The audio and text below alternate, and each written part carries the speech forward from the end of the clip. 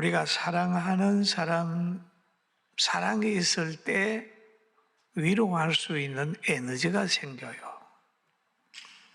그리고 예수님 안에 있을 때 또 사랑할 수 있는 그런 능력이 생기고 예수님 안에 있을 때 행복할 수 있어요. 이 행복이라고 하는 것을 늘 상대를 살피고 하나님을 사랑할 때 거기에서 오는 행복이 영원한 행복이고 육을 가지고 살면서 자기가 무엇을 얻으려고 상대를 의지하고 이용하고 하는 것은 사랑도 아니고 행복도 아닙니다. 그리고 바울 사도라는 분도 성령 받기 전에는 사람을 괴롭혔어요. 믿는 사람을 괴롭혔어요. 그러나 성령 받은 후에는 믿는 사람을 복되게 하고 가는 곳곳마다 복음을 전하고 또 성도들을 향하여 손으로 일을 하세요. 일하기 싫어하는 사람에게는 먹지도 말게 하세요 할 정도로 노동의 소중함을 가르쳐 주었습니다.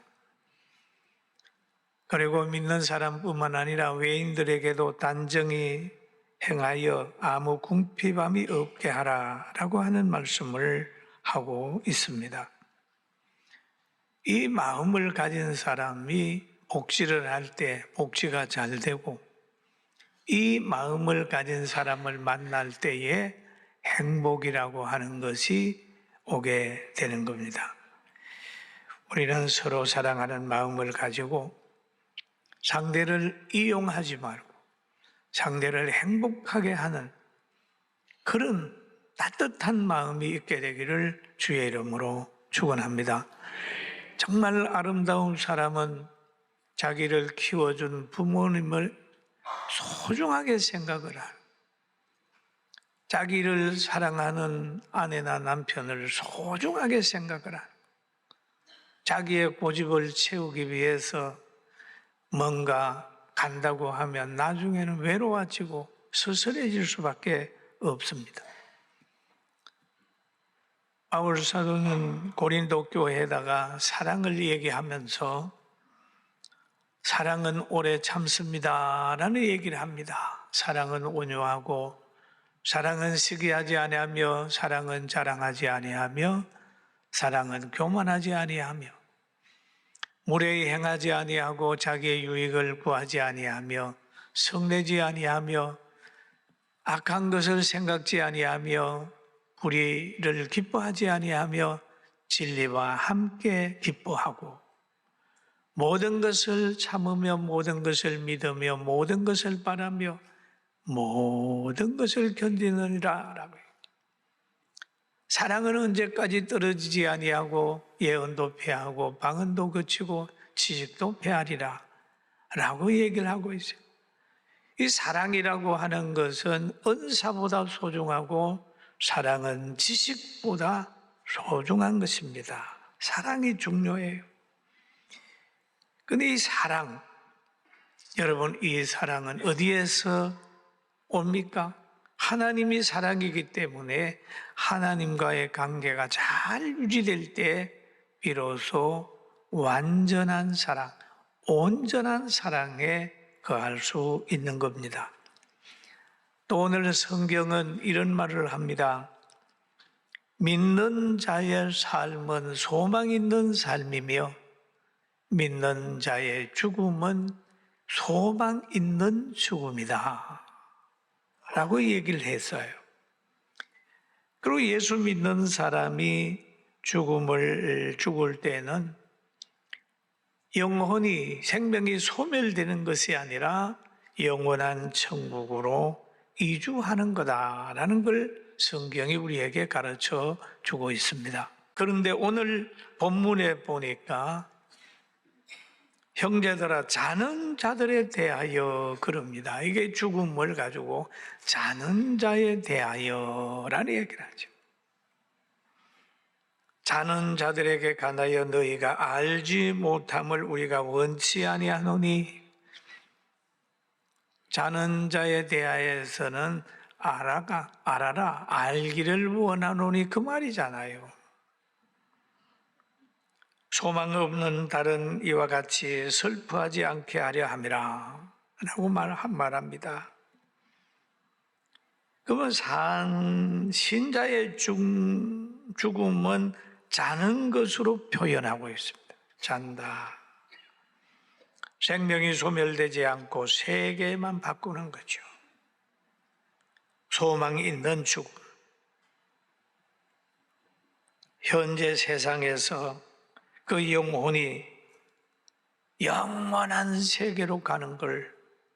육은 흙으로 돌아가고 영혼은 하나님의 나라로 가는 겁니다.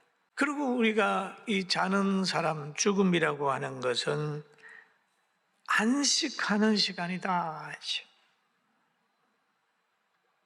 계시록 14장 13절에 보면 이렇게 얘기를 하는 말씀이 있어요. 내가 들으니 하늘에서 음성이 나서 이르되 기록하라. 지금 이후로는 주 안에서 죽는 자들은 복이 있도다 하심에 성령이 이르시되 그러하다. 그들이 수고를 거치고 쉬리니 이는 그들의 행한 일에 따름이라. 일에 따름이라 하셨더라. 그래, 쉰다. 주 안에서 죽는 자들이 복이 있다. 그리고 데살로니가전서 4장 14절에서 16절 보면 우리가 예수께서 죽으셨다가 다시 살아나심을 믿을진대 이와 같이 예수 안에서 자는 자들도 하나님이 그와 함께 데리고 오시리라.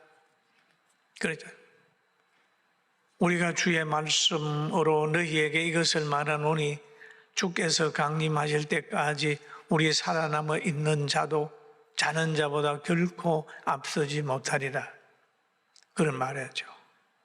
주께서 호령과 천사장의 소리와 하나님의 나팔 소리로 친히 하늘로부터 강림하시리니 그리스도 안에서 죽은 자들이 먼저 일어나고, 그런 말이에요. 그러니까 여기에서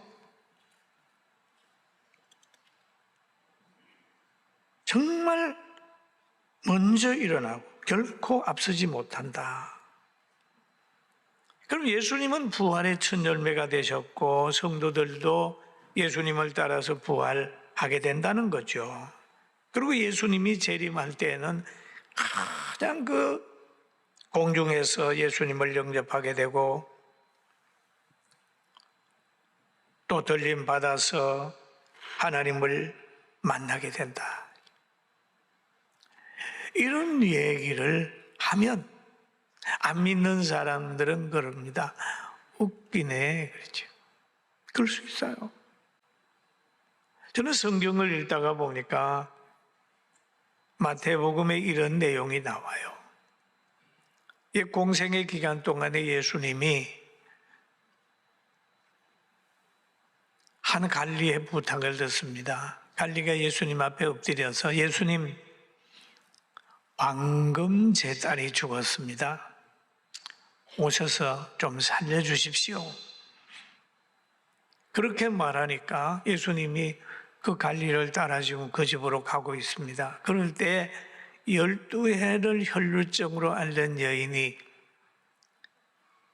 내가 예수님의 옷자락만 만져도 낫겠다고 하는 믿음을 가지고 예수님의 뒤로 와서 옷자락을 만졌어요. 옷자락을 만졌는데 예수님이 아셨어요.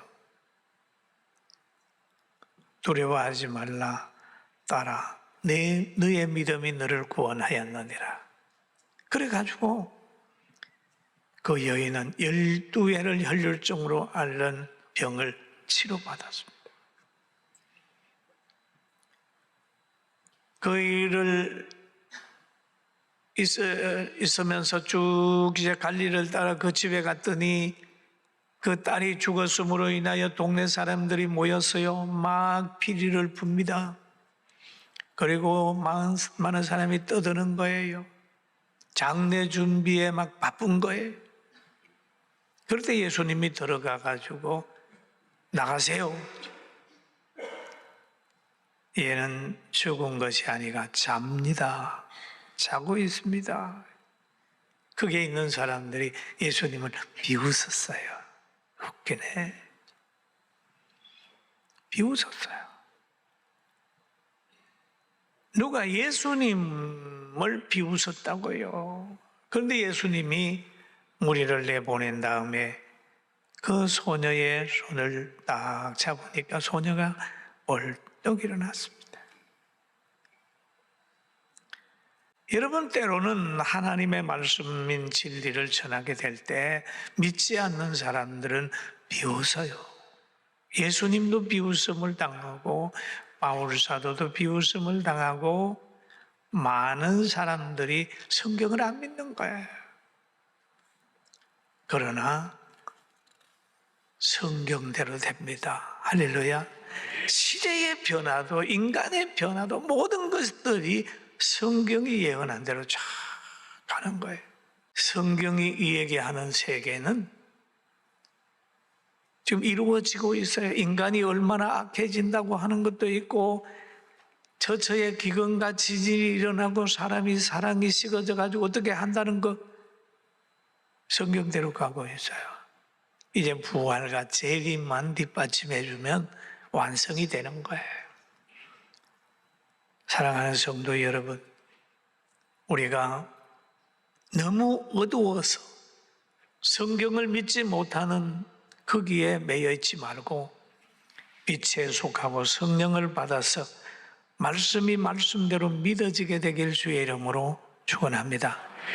여러분, 천국의 꿈이 있든지 꿈이 있는 사람은요, 꿈이 있는 사람은 노래가 없어도 춤을 춥니다. 꿈이 있는 사람 보세요. 노래가 없어도 춤을 춰요. 꿈이 있는 사람은 가난해도 신바람 불어요. 즐거워합니다. 꿈은 그만큼 에너지가 있는 거예요.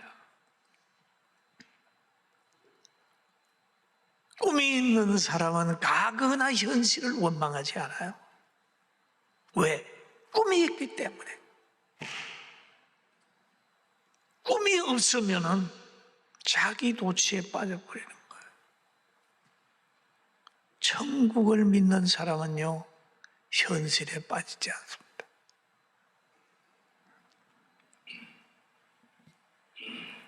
그리고 예수님이 재림할 때에는 하나님의 나팔이 나타나고 그 나팔로 모든 백성들을 모으는 거예요.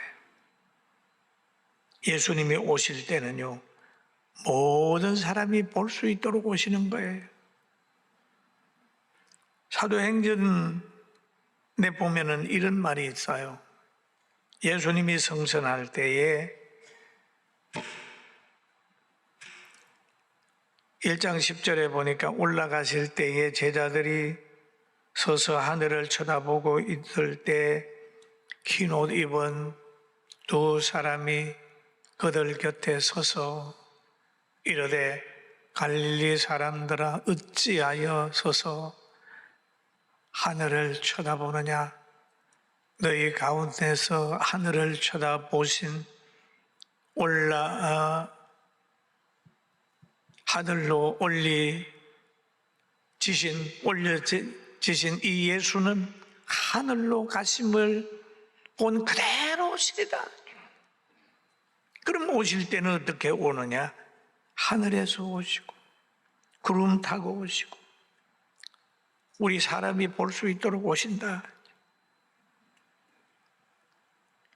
이런 은혜를 받게 되기를 주의 이름으로 축원합니다. 믿습니까? 믿습니까? 이런 거예요.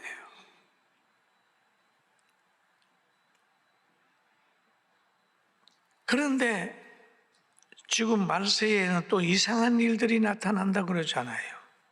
예수님 언제 오신다? 어디로 오신다? 어떤 곳에 오신다? 뭐 이렇게 말하는 사람이 있잖아요. 다 가짜입니다. 과거에 그래서요, 막 언제 어느 산으로 온다 그래가지고 사람들이 막 흰 옷을 입고 거기 가기도 했는데 아니에요. 예수님께서 말씀하시기를 예수님 오시는 날짜는 안 가르쳐 줬다고 그랬어요. 그런데 예수님 오실 때는 모든 사람들이 다 볼 수 있도록 그렇게 오신다고 얘기를 했기 때문에 여러분, 누가 언제 오신다 그래도 말 듣지 말고, 어디로 오신다 그래도 말 듣지 말고, 자기들에게 와야 구원받는다 해도 말 듣지 말고, 오직 구원은 예수님에게만 있다는 것만 믿게 되길 주의 이름으로 축원합니다. 아멘. 그리고 계시록에 보면은 이기는 자는 끝까지 내 일을 지키는 그에게 만국을 다스리는 권세를 주리니 그는 철장을 가지고 그들을 다스려 질그릇 깨트리는 것과 같이 하리라.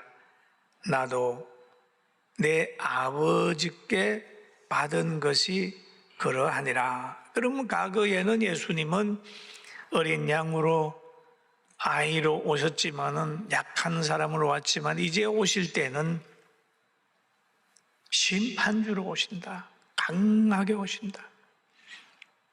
믿는 자를 양과 염소를 가르고 또 하나님이 권능으로 오신다는 걸 알게 되는 거죠. 여러분 얼마나 우리가 행복해요. 그런데 바울 사도는 데살로니가 교회에 그런 편지를 해서 서로 읽어라 그래요. 바울이 편지를 보내면 성도들이 다 앞에서 읽는 거예요. 읽으면 그 모든 사람이 다 들어요. 모두가 아멘 해요. 그리고 18절에 보니까 그러므로 이러한 말로 서로 위로하라. 부활을 말하고 소망을 말하고 천국을 말하면서 서로 위로하라. 오늘 본문 제목이잖아요. 한번 말을 서로 위로하라. 서로 위로하라. 예. 여러분, 소망 없는 사람은 위로할 거리가 없어요. 뭘로 위로할 거예요? 믿는 사람이니까 위로할 수 있어요. 예수님 보세요. 천국이 있습니다. 얼마나 귀해요. 여기서 그러잖아요. 우리 살아남은 자들도 그들과 함께 구름 속으로 끌어올려 공중에서 주를 영접하게 하리니 그러하여 우리가 항상 주와 함께 있으리라. 우리가 주와 함께 있으리라 라고 하는 말을 한 다음에 그러므로 이러한 말로 서로 위로하라. 주와 함께 있다고 하는 걸 말하고 위로하라. 그래서 죽은 것이 아니라 잔다 라고 하는 말로 위로하라. 세상을 떠나는 사람도 위로하고 떠나고 또 떠나는 사람을 볼 때도 위로하고 서로 위로하는 거예요. 떠나는 사람도 살아남아 있는 사람들을 위로하고 떠나야 되는 거죠. 야곱이라고 하는 사람이 이제 떠나기 전에 자녀들을 불러서 다 축복을 했어요. 이스라엘의 12지파의 지도자들 자녀들을 불러가지고 그들에게 축복했어요. 각 사람의 분량대로 다 축복을 했다 그런 내용이 있어요. 축복을 했어요. 행위대로 분량대로 축복을 했어요. 또 요셉도 떠나기 전에 후손들을 축복을 했는데 창세기 50장에 25절에 기록되어 있습니다. 같이 한번 읽어볼까요? 요셉이 또 이스라엘 자손에게 맹세시켜 이르기를 하나님이 반드시 당신들을 돌보시리니 당신들은 여기서 그런 말하죠. 그럼 떠나면서도 그러는 거야. 후손들에게 분명히 너희들을 하나님이 돌볼 거다. 하나님이 돌볼 거다. 돌볼 거다. 그러면서 하는 말이 너희가 떠날 때 나의 유고를 가지고 떠나라. 요셉은 애굽에서 이스라엘 백성이 영원히 살지 아니하고 출애굽할 것을 예상한 겁니다. 하나님이 분명히 가나안으로 자신의 민족을, 자기의 후손들을 인도한다는 걸 알기 때문에 축복을 한 다음에 떠날 때 나의 유고를 가지고 가죠. 여기에서 나 앞에서 다짐해. 요셉이 110세의 죽음에 그들이 그의 몸에 향재료를 넣고 애굽에서 입관했다라고 하는 기록이 있어요. 사랑하는 성도 여러분, 우리 부모님들 중에 가끔 유언하시는 분이 계시잖아요. 얘야, 예수 잘 믿어라. 믿음 생활 잘해라. 최고의 부모. 하나님이 분명히 우리 가정 지켜줄 거야. 최고의 부모. 요셉도 그랬고 야곱도 그랬습니다. 아브라함도 그랬어요. 그러면 떠나는 사람만 위로받고 떠나는 게 아니라 있는 사람을, 죽으면서도 있는 사람을 축복하고 가는 거죠. 그리고 살아있는 사람은 떠나는 사람을 어떻게 해야 될까요? 바로 예배 드리는 거죠. 임종 직전에 그의 영혼을 하나님께 부탁을 하는 거죠. 예배 드리는. 떠나기 전에 예배가 얼마나 중요한지 몰라요. 과거에 저 아주대 병원에서 임종하신 여집사님 한 분이 있었어요. 그 여집사가 남편 보고 이런 말을 했다고 그래요. 여보, 내일 내가 천국 간다. 그런데 천국 가기 전에 우리 목사님 모시고 예배 한번 드리고 천국에 가겠다. 그래서 저한테 전화가 와. 목사님, 누구누구가 예배 드리고 천국에 가겠다네요. 예, 알았습니다. 그래. 여러분, 이 예배가 얼마나 소중하다는 걸 아는 거예요. 그러니까 천국에 가는 걸 알면서도 예배 드리고 가겠다. 그 말을 들어서 제가 거기에 임종한 거기에 가가지고 제가 예배를 드렸습니다. 여러분, 우리는 예배는 드려도 되고 안 드려도 되는 게 아니라 예배의 소중함을 알게 될 때는 임종 예배도 드리고 평소에 예배도 드리고 항상 예배를 즐겁게 드리고, 그리고 부모님이 가실 때에 우상에게 절하는 게 아니라 하나님 앞에 예배 드리고 기도하고, 하나님, 우리 부모님의 영혼을 부탁합니다. 부탁합니다. 얼마나 멋있어요. 그러면서 서로 위로하고 서로 사랑하고 하는 복받은 우리 모두가 되기를 주의 이름으로 축원합니다. 우리는 구원의 확신을 가지고 신앙생활하면서 예배 잘 드리고 믿음 생활 잘하고 상대에서 피로를 채굴하는 게 아니라 상대를 행복하게 하고 나를 낳아주고 길러준 부모님께 효도하고 이렇게 할 때에 그 가정은 미래가 있습니다.